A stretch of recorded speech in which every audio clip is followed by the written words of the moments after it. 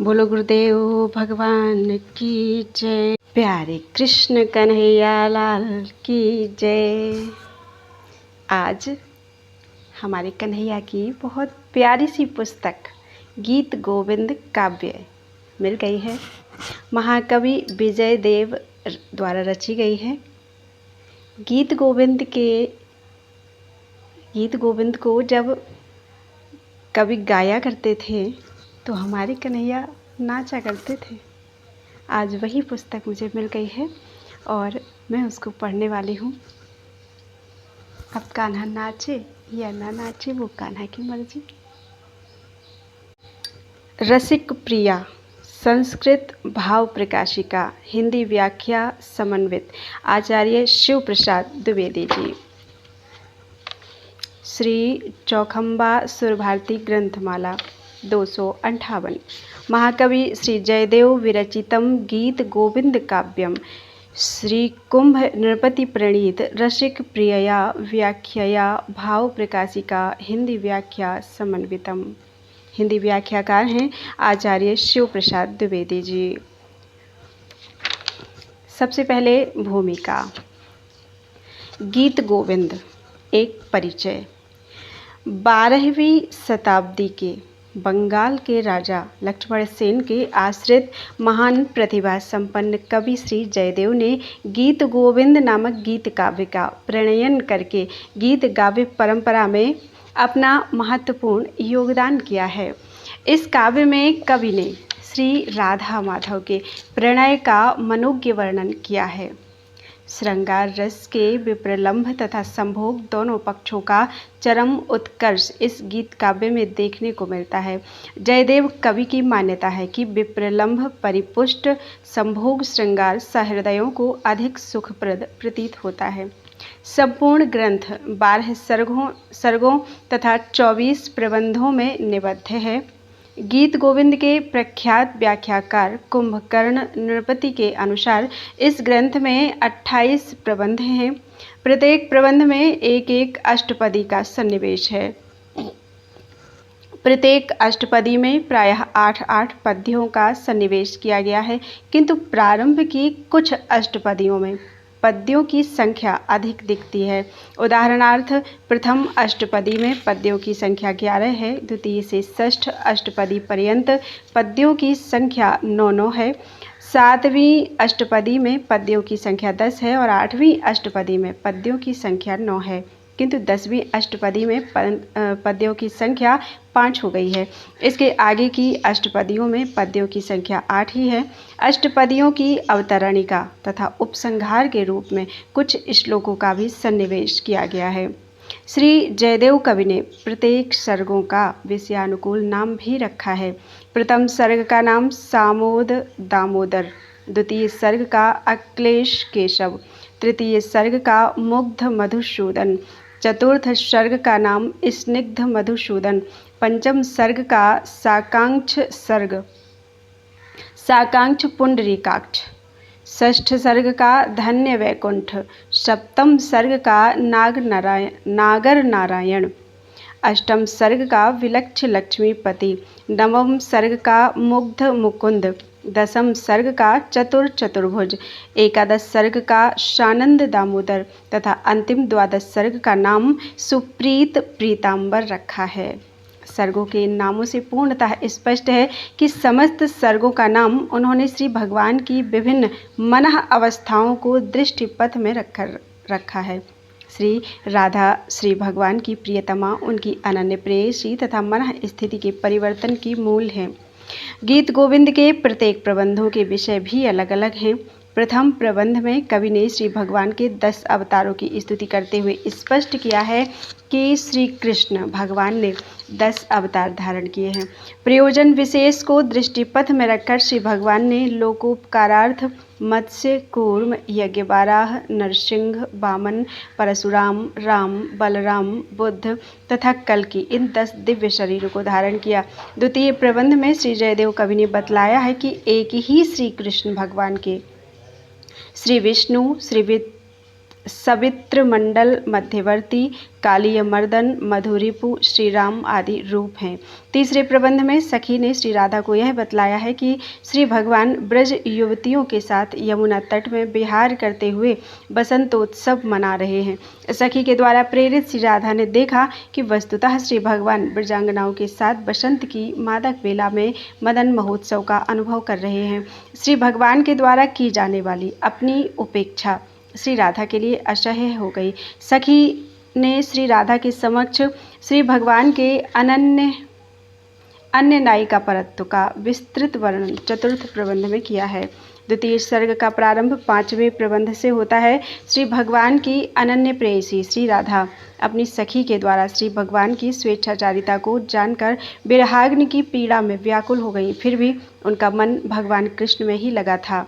वे चाहती थी कि श्री कृष्ण के विषय में ना सोचें, किंतु उन्हें श्री भगवान के कल्याणकारक गुण ही याद आते थे। उनके मन में भगवान के दोषों के लिए कोई स्थान ही नहीं रह पाता था। छठे प्रबंध में उन्होंने अपनी सखी से प्रार्थना की कि श्री कृष्ण ने इसी यमुना तट के निकुंज गृह में जहाँ पर मैं विद्यमान हूँ मेरा कौमार्य अपहार किया है। इस प्रकार श्री राधा ने श्री माधव के साथ अपने प्रथम समागम के समस्त सुखद अनुभवों का वर्णन इस प्रबंध में किया है। गीत गोविंद काव्य का छठा प्रबंध तीसरे सर्ग से प्रारंभ होता है। बसंत ऋतु की मधुर बेला में ब्रजांगनाओं से परिवृत श्री भगवान ने जब यह अनुभव किया कि उनकी नित्य प्रेयसी श्री राधा उनके समीप नहीं है तो उनका संपूर्ण आमोद प्रमोद विषाद में बदल गया। श्री भगवान इधर उधर श्री राधा का अन्वेषण कर रहे थे।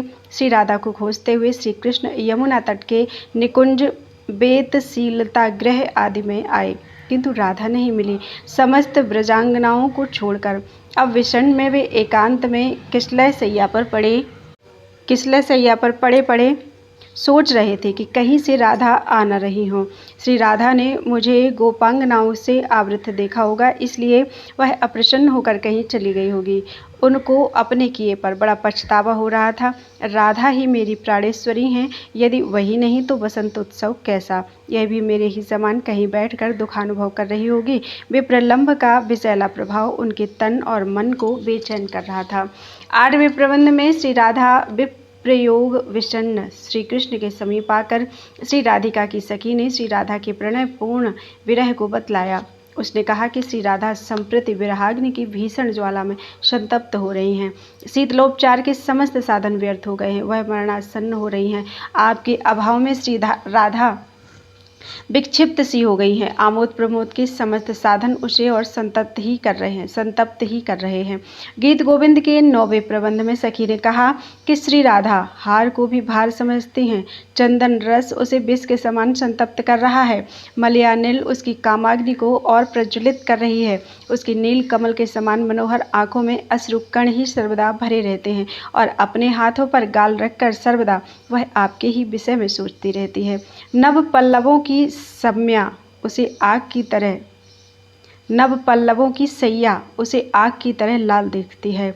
सर्वदा वह आपके श्री हरि नाम को इस भावना से जपती रहती है कि जन्मांतर में भी आप ही उसके पति हों। इस दयनीय स्थिति में आप उसे शीघ्र दर्शन दें, अन्यथा उसके प्राण पखेरु उड़ने ही वाले हैं।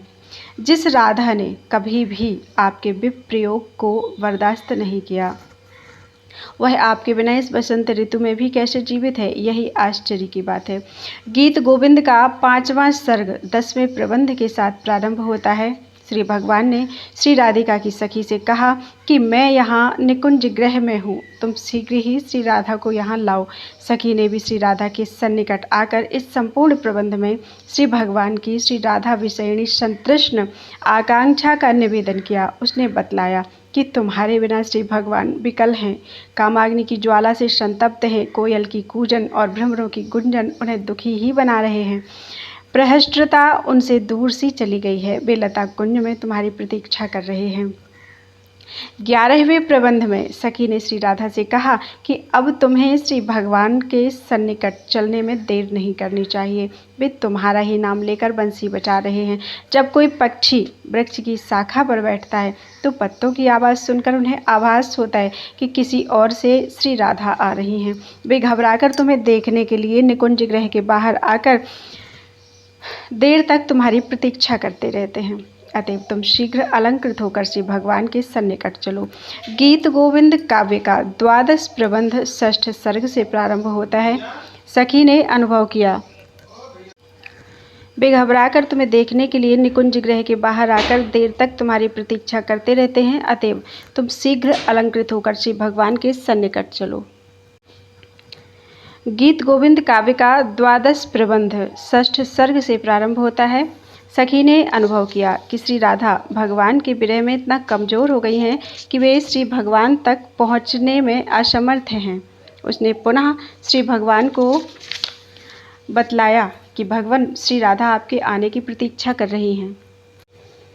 सदा वह आपकी राह देखती रहती हैं, वह आपके अभिसारानंद को याद करती रहती हैं। किंतु कुछ ही कदम चलकर मूर्छित होकर गिर पड़ती हैं। वह अपने में आपका अध्यास करके अनुभव करती हैं कि मैं ही श्री कृष्ण हूँ। वह आपकी अनेक लीलाओं को करती हैं। अंधकार को देखकर उसे लगता है कि श्याम मूर्ति श्री भगवान आ गए और वह अंधकार का ही आलिंगन और चुंबन करने लग जाती हैं। वह इतनी दुर्बल और असमर्थ हो गई हैं कि कहीं उसकी यह रात बीत भी न जाए। 7वें सर्ग का प्रारंभ त्रयोदश प्रबंध से होता है। इस प्रबंध में कवि ने चंद्रोदय हो जाने पर विरहिणी नायिका श्री राधा की मन स्थिति का विशद वर्णन किया है। चंद्रमा की शीतल किरणें विरहिणी राधा के लिए अत्यंत संतापकारिणी थीं।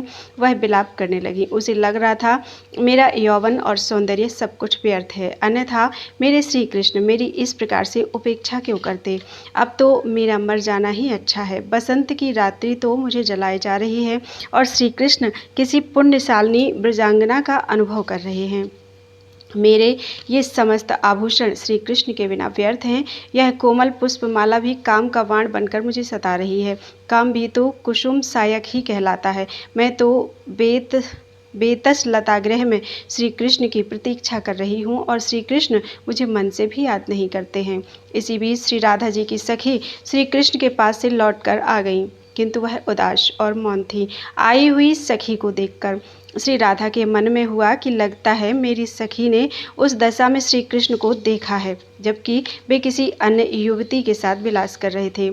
गीत गोविंद के 14वें प्रबंध में श्री राधा ने सखी से कहा, सखी मैं जानती हूँ कि काम क्रीड़ा के अनुकूल वेश बनाकर कोई अधिक गुणवती सुंदरी श्री भगवान के साथ रमण कर रही है। श्री भगवान के साथ विपरीत रति करने वाली उस रमणी के हार चंचल हो रहे होंगे, मुख पर काले घुंघराले केश लटक रहे होंगे, गालों पर चंचल कुंडल सुशोभित होते होंगे। श्री कृष्ण के देखने पर वह लज्जित होकर मुस्कुरा देती होगी और अनेक प्रकार की रति कूजन करती होगी। उसके श्वासों और काम की गति तीव्र होती होगी और अंत में श्वेतकर से लथपथ शरीर वाली वह श्री कृष्ण के वक्ष स्थल पर विश्राम करती होगी। 15वें प्रबंध में श्री राधा ने श्री कृष्ण के साथ रमण करने वाली शंकित रमणी के ही अनुमानित स्वरूप का निरूपण किया है।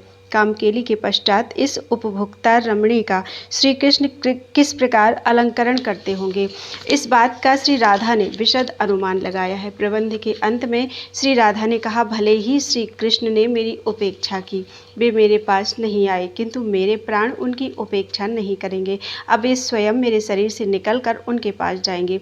16वें प्रबंध में विरहिणी श्री राधा ने कहा कि वह नील कमल के समान नेत्रों वाली भाग्यशालिनी रमणी इस बसंत ऋतु में मेरे समान संतप्त तो नहीं होती होगी। कामदेव के कुसुमबाण उसके लिए अकिंचित कर प्रतीत होते होंगे। वह श्री कृष्ण के अमृत के समान मधुर वचनों को सुनकर प्रसन्न होती होगी। उसके लाल लाल हाथ पैर श्री कृष्ण के मन को बहुत लुभाते होंगे। जल भरे बादलों को देखकर वह प्रसन्न होती होगी। मेरे समान दुखी नहीं। पीताम्बरधारी श्री कृष्ण के साथ उसे देखकर उसकी कोई भी सखी उसका उपहास नहीं करती होगी, क्योंकि वह संसार के सर्वश्रेष्ठ युवक श्री कृष्ण के साथ सुशोभित होती होगी। इस प्रबंध के अंत में श्री राधा ने करुण विलाप किया। वे काम से प्रार्थना करती थी कि वह उनके प्राणों का हरण कर ले। गीत गोविंद काव्य का 8वां सर्ग 17वें प्रबंध से प्रारंभ होता है। श्री कृष्ण के विरह में संतप्त श्री राधा ने किसी प्रकार उस बसंत की रात्रि को बिताया। क्योंकि वह काम संतप्त थी, उसी समय भगवान श्री कृष्ण श्री राधा के सन्निकट आए और उनसे प्रणय प्रार्थना करने लगे, किंतु श्री कृष्ण के इस व्यवहार से क्षुब्ध श्री राधा ने उनसे कहा, श्री कृष्ण, रात्रि में आपने बहुत जागरण किया है, आपकी आंखें लाल हैं। हे कमल नयन, आप जाइए, उसी के साथ रहिए जिसके साथ आपने रात व्यतीत की है। उसी नायिका के नेत्रों के अंजन आपके दांतों एवं अष्टों को सुशोभित कर रहे हैं। उसके द्वारा किए गए अक्षत से आपके श्यामवर्ण के वक्षस्थल पर काम विजय की रेखा सी प्रतीत होती है। उसके चरणालक्तक की छाप से आपके वक्षस्थल को सुशोभित कर रही है। उसके दंत छत के कारण आपके होठ अब भी घायल हैं। आपका शरीर ही नहीं, मन भी काला है।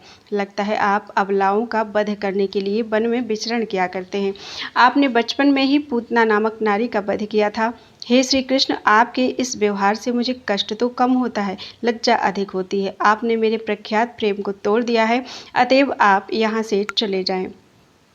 18वें प्रबंध में कलहांतरिता श्री राधा को एकांत में समझाते हुए सखी ने कहा, श्री राधे, बसंत की बेला में श्री भगवान तुम्हारे पास आए हैं, इससे बड़ा कौन सा सुख हो सकता है। तुम अपना मान छोड़ दो, अपने बड़े तथा रसपूर्ण स्तन कलशों को व्यर्थ न बनाओ। मैंने बार बार तुमसे कहा है कि श्री भगवान का परित्याग अच्छा नहीं। तुम्हारे इस व्यर्थ रुदन को देखकर सभी सखियां हंसती हैं। शीतल जलकण कुछ कमल पत्र की सैया पर श्री भगवान से तुम अवश्य मिलो। अपना विषाद छोड़कर श्री भगवान से मिलकर मीठी मीठी बातें करती हुई तुम आनंद अनुभव करो। स्नेह युक्त भी श्री भगवान से तुम कलह करती हो, उनसे विमुख बनी हो, इसीलिए तो तुम्हें कष्ट होता है। गीत गोविंद का 10वां सर्ग 19वें प्रबंध से प्रारंभ होता है। सायंकाल की बेला हो गई है। रुष्ट और दीर्घ निश्वास लेती हुई श्री राधा के पास आकर श्री भगवान ने कहा, श्री राधे, तुम मान छोड़ दो, मुझसे कुछ बातें करो। तुम्हारे दांतों की कांति प्रश्मर होए, मैं काम संतप्त हूँ, मुझे चुंबन दो। काम क्रीड़ा करती हुई तुम नक्षत तथा दंतक्षत करो। अपनी भुजाओं के बंधन में मुझे बांध लो। तुम ही मेरा भूषण और जीवन हो। तुम्हारे नील कमल के समान मनोहर नेत्र अब भी कोप कषायित हैं। यह बड़े खेद की बात है। तुम काम बाणों का प्रहार मेरे ऊपर करो।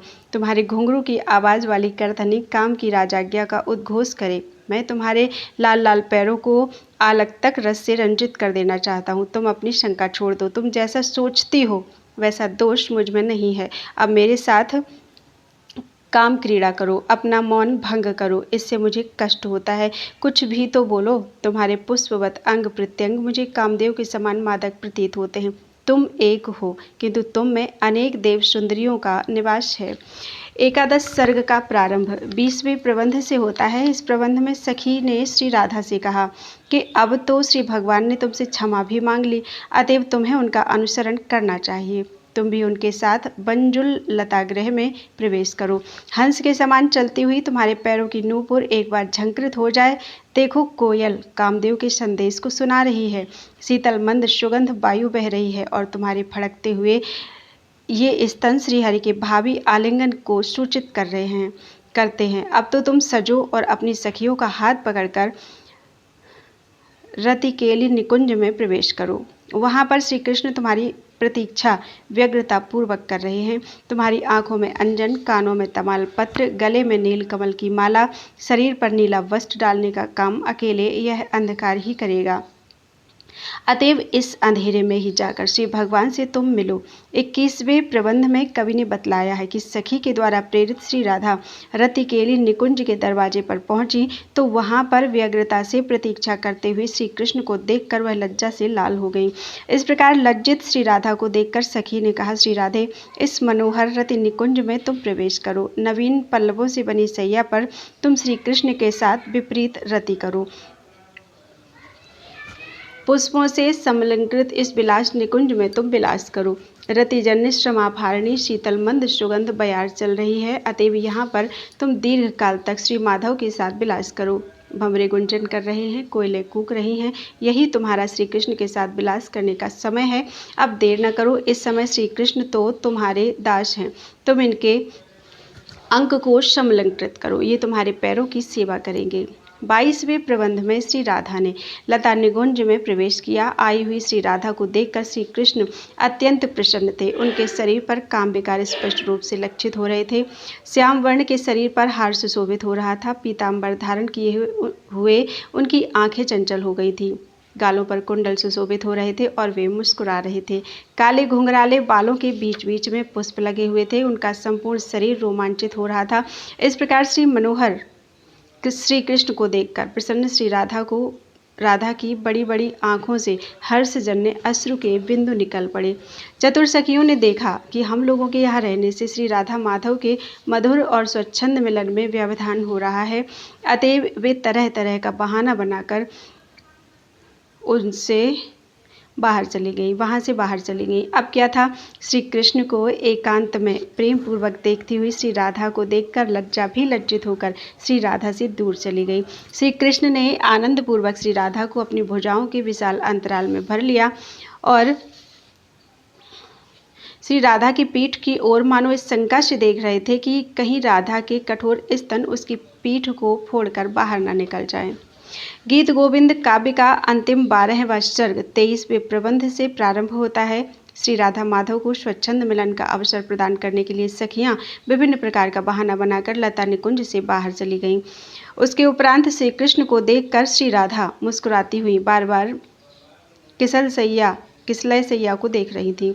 उनके मन के भावों को समझकर श्री कृष्ण ने कहा, सुंदरी, इस पर अपने चरण कमलों को रखो। तुम दूर से चलकर आई हो, थक गई होगी, मैं तुम्हारे पैरों को दबा देता हूँ। अपने मुखचंद्र से वचनामृत का उच्चारण करो। मेरे और तुम्हारे मिलने में बाधक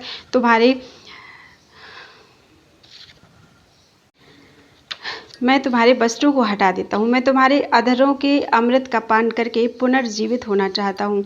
मैं चाहता हूँ कि तुम्हारी मणिमयी करधनी ध्वनित हो और रतिकालिक कंठ ध्वनि भी मेरे कानों को आप्यायित करे। तुमने व्यर्थ ही मेरे ऊपर क्रोध किया था, अब तो मुझे स्नेहपूर्वक देखो।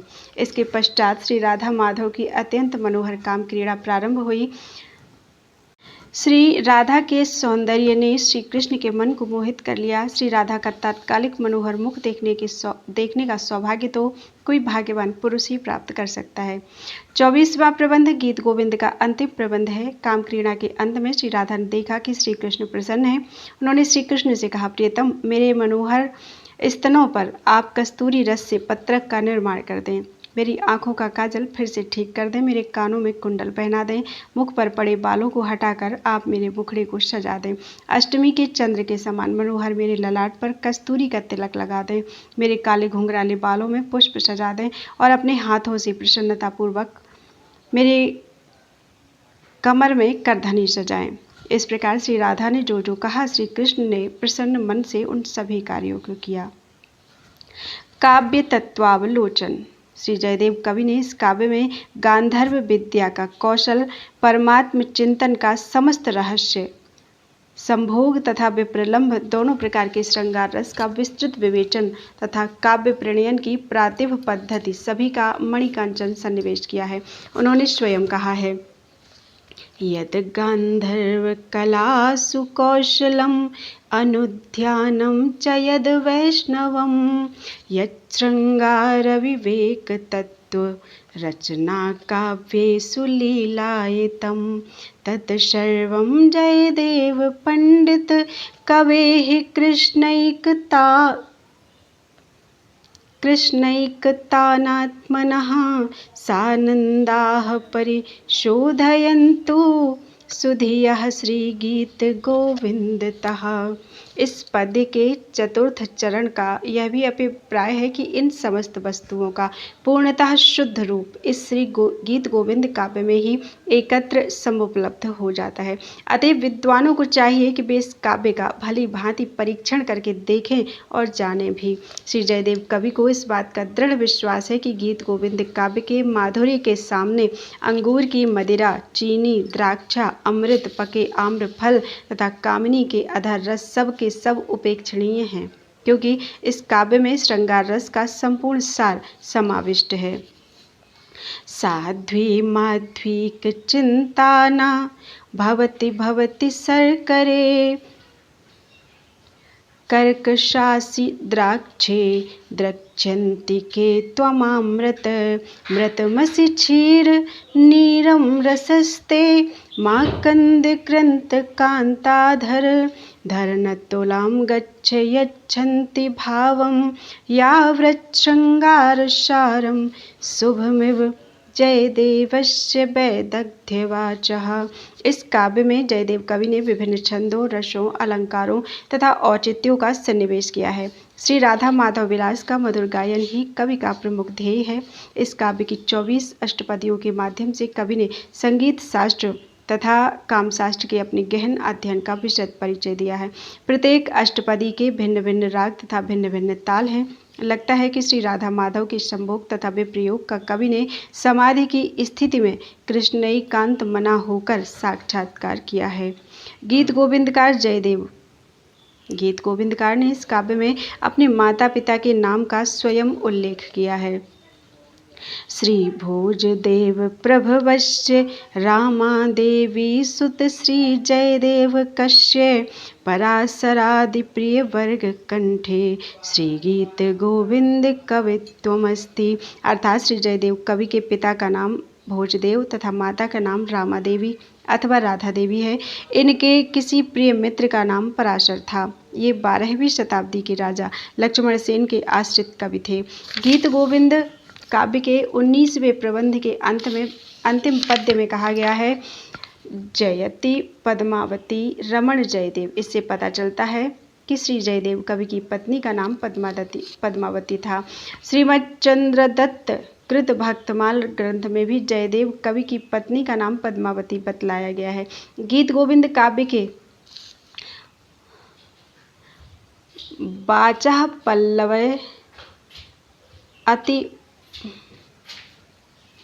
वाचः पल्लवयत उमा पतिधरः संदर्भ शुद्धि गिरो जानीते जयदेव एव शरणः श्लाघ्यो दुरूहद्रुतेः श्रृंगारोत्तर शत प्रबंधर चनैराचार्य गोवर्धनः स्पर्धी कोपि न विश्रुतः श्रुतिधर धोयिक विक्षमापतिः। इस श्लोक के अनुसार उमापति धर शरण गोवर्धनाचार्य कोई धोई कविराज इत्यादि इनके समकालिक कवि थे। गीत गोविंद काव्य के किंदु बिल्व समुद्र संभव रोहिणी रमणेन। इस पद्य का गीत गोविंद की रसिक प्रिया तथा रस मंजरी टीकाओं के अनुसार गीत गोविंदकार के ग्राम का नाम किंदु बिल्व था। जयदेव कवि श्री कृष्ण भक्त तथा साधु प्रकृति के महापुरुष थे। भक्तमाल ग्रंथ के 39वें सर्ग से लेकर 41वें सर्ग तक विस्तार से चंद्रदत्त कवि ने श्री जयदेव कवि के चरित्र का वर्णन किया है। इस ग्रंथ के अनुसार जयदेव कवि उत्कल प्रांत के ब्राह्मण वंशावतंश थे। विद्याभ्यास परायण ये कवि भगवान जगन्नाथ की अहरनिश पूजा किया करते थे। श्री जगन्नाथ भगवान के मंदिर में एक बार देव शर्मा नामक ब्राह्मण आए। उन्होंने श्री भगवान को प्रणाम करके प्रतिज्ञा की कि भगवान, यदि मुझे कोई संतान हुई तो मैं अपनी प्रथम संतान को आपको समर्पित कर दूंगा। श्री भगवान की कृपा से देव शर्मा की प्रथम संतान पुत्री हुई। कुछ दिनों के पश्चात वे अपनी पुत्री को लाकर श्री भगवान को समर्पित कर दिए। रात्रि में जब वे बाहर सो रहे थे तो श्री भगवान ने स्वप्न में कहा, देव शर्मन, मैंने आपकी पुत्री को स्वीकार कर लिया है। आप इसे मेरे भक्त जयदेव को समर्पित कर दीजिए। जयदेव मेरे दूसरे रूप हैं। अब वे अपनी पुत्री को लेकर श्री जयदेव के पास आए तो देखा कि साष्टाभ्यास परायण दरिद्र ब्राह्मण जयदेव अपनी कुटी में बैठे हैं। उन्होंने श्री जगन्नाथ भगवान का ध्यान करके कहा, यह मेरी पुत्री पद्मावती है। जगन्नाथ भगवान की आज्ञा से इसे लेकर मैं आपके पास आया हूँ, इसे आप स्वीकार करें। जयदेव कवि ने कहा, मैं दरिद्र ब्राह्मण हूँ, विवाह भी नहीं करना चाहता हूँ, अतएव श्री भगवान का नाम लेकर आप मुझे इस प्रकार क्यों ठग रहे हैं। इस पर अपनी पुत्री को वहीं पर छोड़कर जाते हुए देव शर्मा ने कहा, पुत्री, ये तुम्हारे पति हैं, इनकी सेवा करना तुम्हारा धर्म है। सपत्नीक देव शर्मा के चले जाने पर जयदेव कवि ने कहा, तुम अकेले यहाँ कैसे रहोगी, तुम्हारे माता पिता तो चले गए। इस पर पद्मावती ने कहा, आप मेरे पति हैं, आपके साथ रहकर मैं अकेली कैसे हूँ। श्री जयदेव कवि ने विचार किया कि अब इनका त्याग करना ठीक नहीं। वे उसको साथ लेकर उसके माता पिता के घर आए। सभी के समक्ष उन्होंने पद्मावती का पाणी ग्रहण किया और अपने घर आए। इसके पश्चात पति पत्नी दोनों एक प्राण हो गए। वे दोनों नाचते गाते और भगवान श्री कृष्ण की अर्चना करते थे। एक बार जयदेव कवि ने सोचा कि अपने गीतों में श्री भगवान को प्रसन्न करूंगा। उन्होंने गीत गोविंद नामक काव्य का निर्माण किया और सपत्नी गा गा कर श्री भगवान के समक्ष नृत्य करते थे। एक दिन उन्होंने श्री राधा कृष्ण के रास चरित का निर्माण किया। उस चरित में श्री कृष्ण ने राधा से कहा, मेरे सिर पर पैर रखो। किंतु श्री भगवान के ऐश्वर्य स्वभाव को स्मरण कर श्री राधा ऐसा नहीं कर सकी। श्री राधा के पैरों के समान श्री भगवान दूसरा पैर खोज न सके। इसके पश्चात पुस्तक रखकर जयदेव कवि जब स्नान करने के लिए गए तो श्री भगवान जयदेव कवि का रूप बनाकर आए और पद्मावती से पुस्तक मांगकर जयदेव कवि के अभिप्रेत अर्थ को लिखकर पुनः चले गए। जब स्नान पूजन आदि से निवृत्त होकर जयदेव कवि ने आकर पुनः पुस्तक मांगा तो उस पद्य को देखा जो उन्होंने नहीं लिखा था। उस पुरुष के विषय में पूछने पर पत्नी ने कहा, आपको भ्रम क्यों हो रहा है? आप ही तो अभी लौटकर आए थे और मुझसे पुस्तक मांगकर लिखकर पुनः स्नानार्थ चले गए। श्री भगवान की अहेतु की कृपा से जयदेव कवि अपने को कृतकृत्य मानने लग गए और अपनी पत्नी पद्मावती को अत्यंत पवित्र, वे सर्वदा उसी अर्थ का व्यग्र होकर विचार करने लग गए। रात्रि में श्री भगवान ने भी उस अर्थ को स्वप्न में स्पष्ट कर दिया। उस दिन से वे अपनी पत्नी के साथ गीत गोविंद के पदों को गा गा कर परम प्रसन्नता का अनुभव करते थे। एक बार गीत गोविंद को सुनकर वहां के राजा ने जयदेव प्रणीत गीत गोविंद के आलोक में वैसे ही गीत गोविंद का प्रणयन किया और विद्वानों को आदेश दिया कि आज से यही गीत गोविंद गाया जाए, जो ऐसा नहीं करेगा उसे दंडित किया जाएगा। राजा ने गीत गोविंद काव्य का अपने नाम से प्रचार कराया। राजा की आज्ञा से राजकृत गीत गोविंद का ही सब लोग गान करने लगे। एक दिन राजा जब जगन्नाथ भगवान का दर्शन करने गए तो उन्होंने देखा कि श्री भगवान के समक्ष जयदेव कवि स्वप्रणीत गीत गोविंद को गा गा कर नृत्य कर रहे हैं। राजा ने पूछा, आप हमारा गीत गोविंद क्यों नहीं गाते? जयदेव कवि ने कहा, मेरे गीत गोविंद से श्री भगवान जितना प्रसन्न होते हैं उतना आपके गीत गोविंद से नहीं। यह सुनकर राजा ने भगवान के समक्ष दोनों गीत गोविंदों को रखकर कहा, भगवान आपको जो प्रिय हो उस ग्रंथ को ऊपर रख दीजिए। सब लोग मंदिर से बाहर चले गए। कुछ देर बाद सभी ने जब मंदिर खोला तो देखा कि श्री जयदेव प्रणीत गीत गोविंद ऊपर था और राज प्रणीत नीचे। यह देखकर राजा शोक संतप्त हो गए और अन्न जल का त्याग कर रात्रि में वहीं निवास किया। रात्रि में स्वप्न में भगवान ने कहा, राजन तुम्हारे गीत गोविंद से भी मैं प्रसन्न होता हूँ, किंतु जयदेव प्रणीत गीत गोविंद मुझे सर्वाधिक प्रिय है, तुम भी उसे स्वीकार करो। जग कर राजा ने प्रहर्ष का अनुभव किया। उसी समय से राजा जयदेव कवि के परम भक्त और मित्र हो गए तथा उन्होंने जयदेव कवि प्रणीत गीत गोविंद काव्य का प्रचुर प्रचार करवाया। गीत गोविंद की टीकाएं। इस गीत गोविंद काव्य की निम्नलिखित 6 प्रख्यात टीकाएं प्राप्त होती हैं। नंबर 1, रसमंजरी। इसके प्रणेता श्री महामहोपाध्याय दिनेश्वर मिश्रात्मज श्री महामहोपाध्याय शंकर मिश्र हैं। उन्होंने इस टीका का प्रणयन श्री शालीनाथ की प्रेरणा से किया था। नंबर 2, रसिक प्रिया। इस व्याख्या के प्रणेता कुंभ नृपति कुंभकर्ण हैं। ये मेवाड़ के राजा थे। इनकी राज्य का समय ईसा की 14वीं शताब्दी का प्रथम चरण माना जाता है। नंबर 3, संजीवनी। इनके प्रणेता बनमाली भट्ट हैं। नंबर 4, पदद्योतनिका। इसके प्रणेता नारायण भट्ट हैं। नंबर 5, बालबोधिनी। इसके प्रणेता का नाम अज्ञात है। नंबर 6, दीपिका। इसके प्रणेता आचार्य गोपाल हैं। चौखाम्बा सुरभारती प्रकाशन के अधिकारियों के आग्रह पर गीत गोविंद काव्य की भाव प्रकाशिका व्याख्या का प्रणयन किया गया है। इस ग्रंथ का वे सद्यः प्रकाशन कर रहे हैं। यह अत्यंत प्रमोद का विषय है। संभव है इस काव्य के अतुल भावों के प्रकाशन में व्याख्या में कुछ त्रुटि रह गई हो। विज्ञ महापुरुष यदि उसका निर्देश करेंगे तो उसका भी उदारता के साथ भावी प्रकाश में समावेश किया जाएगा। विद्वत जन विधेय श्री शिव प्रकाश द्विवेदी। तो ये थी गीत गोविंद की भूमिका और कल से गीत गोविंद पढ़ेंगे। बोलो वृंदावन बिहारी लाल की जय।